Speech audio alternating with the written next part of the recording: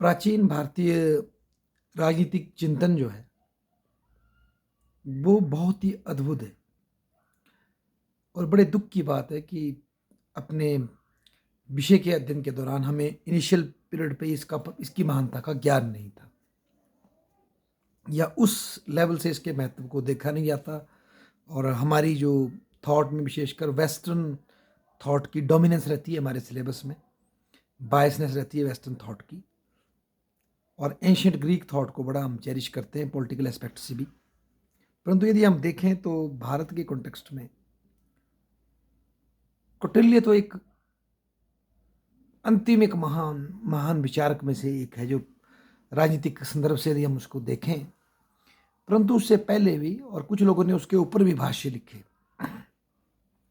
उसकी राजनीतिक सोच के ऊपर। और कौटिल्य स्वयं कहते हैं कि जो मैं बता रहा हूँ आपको मंडल थ्योरी में और जो षटगुण नीति बता रहा हूँ या चार जो साम दाम दंड भेद के जो सिंपल मेथड है मैं बता रहा हूँ, और इवन जो षटगुण नीति में भी जो जो जो टैक्टिक्स बताए हैं, 6 गुण बताए हैं, उनके भी अलग अलग प्रकार है। संधि है तो उसके भी कई प्रकार है।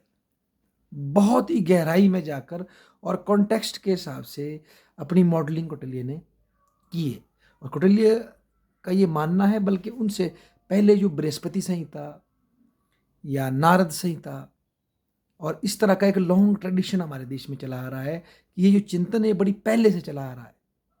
इवन जो श्रुति और दूसरे जो हमारे लिटरेचर थे उनमें भी सिमल्टेनियसली पॉलिटिकल सिस्टम के प्रति चिंतन चलता आ रहा है।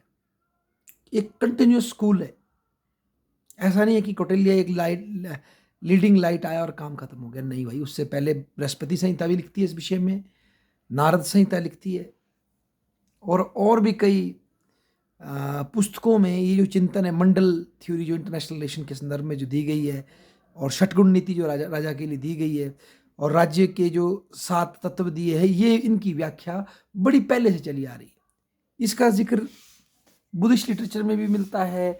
इवन वैदिक समय के बाद भी हमें इस विषय पे चिंतन की एक मोहर मिलती है, एक कंटिन्यूस स्कूल ऑफ थॉट मिलता है भारत में। तो भारतीय जो पॉलिटिकल थॉट है एंशिएंट टाइम का, वो बहुत ही समृद्ध है। इसमें इसको समझने के लिए हमें उस समय के प्रत्येक डॉक्यूमेंट को बड़े ध्यान से देखने की ज़रूरत है, तब कहीं जाकर हम इसकी गहराई को स्टडी कर सकते हैं। और मज़े की बात है कि एक प्रकोल कल्पना के बजाय उसको रियलिस्ट तरीके से और उसको सर्कमस्टांसेस के हिसाब से अलग अलग सजेशंस उसमें दिए गए हैं, ना कि एक जनरल सजेशन दिया गया है।